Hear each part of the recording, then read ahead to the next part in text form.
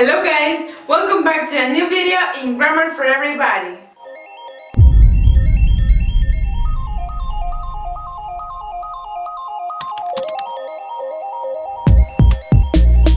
In today's video, we will be talking about a new topic, the passive voice. So, let's get into business.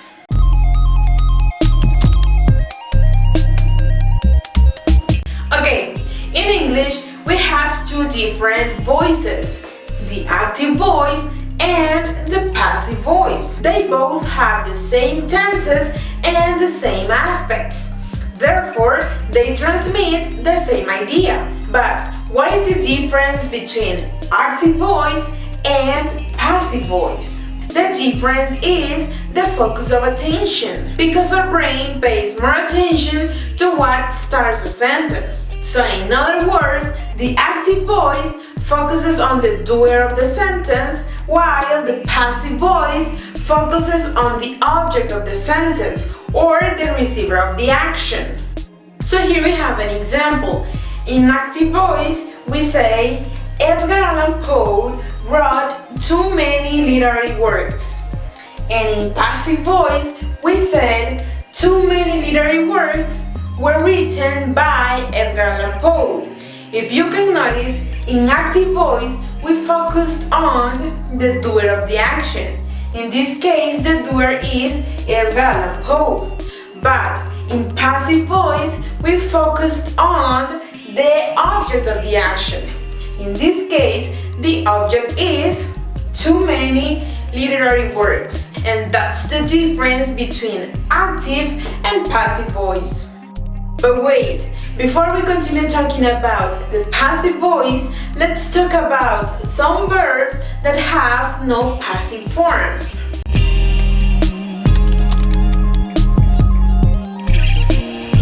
When we talk about verbs that have no passive forms, we talk about intransitive verbs, transitive non-passive verbs, and verbs that are transitive or intransitive. So right now, we are going to talk about intransitive verbs.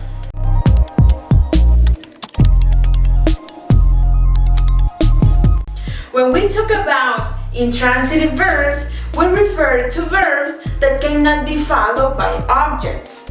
Here we have some examples: appear, go, arrived, happened, come, die, sleep, and walk. So now, let's see some examples of these verbs in sentences.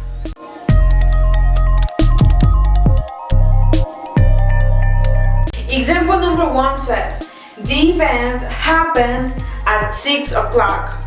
In this example, we have an intransitive verb, happened, and you can realize that we don't have an object after the verb happened. We have a prepositional phrase that is acting as an adverb of time, telling us the moment in which the event happened, but it is not an object. Then, in the next example, we walked to school. In this example, the intransitive verb walk won't allow us to have an object. So here we have a prepositional phrase that is also acting as an adverb of place. It is telling us to which place we walk, but it is not an object. And finally, in the last example, they arrived late. In this example, we have another intransitive verb, arrived, so then we won't have an object. Late is just an adverb that is telling us the time in which they arrived, but it is not an object. So here you can realize how these intransitive verbs don't allow objects, and that is the reason why they have no passive forms.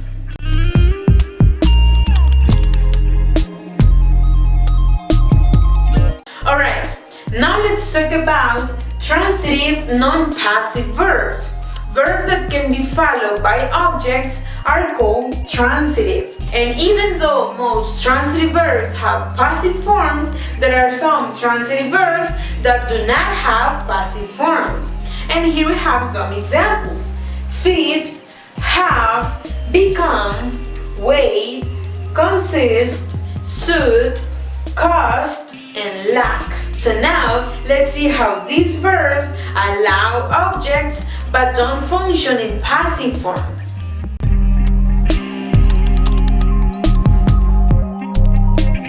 The first example says, the dress fits Jocelyn. In this example, the sentence is in active voice. We have the verb fit, and also we have an object. In this case, the object is Jocelyn. But then, when we turn this sentence into passive voice, Jocelyn is fit by the dress. We can see that in here, this sentence doesn't make sense. That is why we say that these verbs don't work in passive forms. And in the next example, Alexander has a CD player. This sentence is in active voice. We have the verb have, and also we have an object. But then, when we change this active sentence into passive, it doesn't make sense. You see, a CD player is had by Alexander. No, it doesn't make sense. It is not meaningful. So here you can notice how these verbs do allow objects but don't work in passive forms.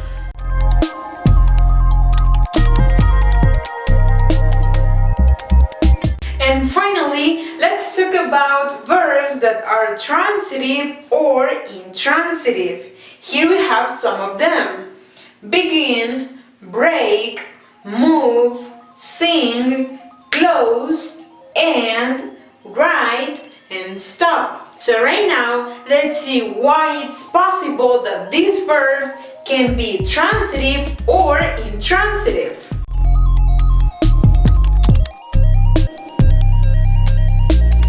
The first example, you should sing professionally, and you should sing the song. We can see that we have the verb sing in these two sentences. In the first one, we can see that the verb is intransitive. Why? Because we don't have an object. But then in the second sentence, the verb is transitive. Why? Because we have an object, the song. So here you can see that this verb is intransitive and transitive. It works in the two different ways. And then in the last example, the author writes at the coffee shop, and the author writes poems. In these two sentences, we are using the verb write. In the first sentence, it doesn't have an object, so it is an intransitive verb. And in the second sentence, we do have an object, poems. So in here, the verb is transitive. So you can notice how this verb also works as transitive and intransitive. And this is all about verbs that have no passive forms. So people, here we finish with this video, and I hope that this video can help you a lot. Remember that we will continue talking about the passive voice in future videos. So thank you for watching, and see you in the next video.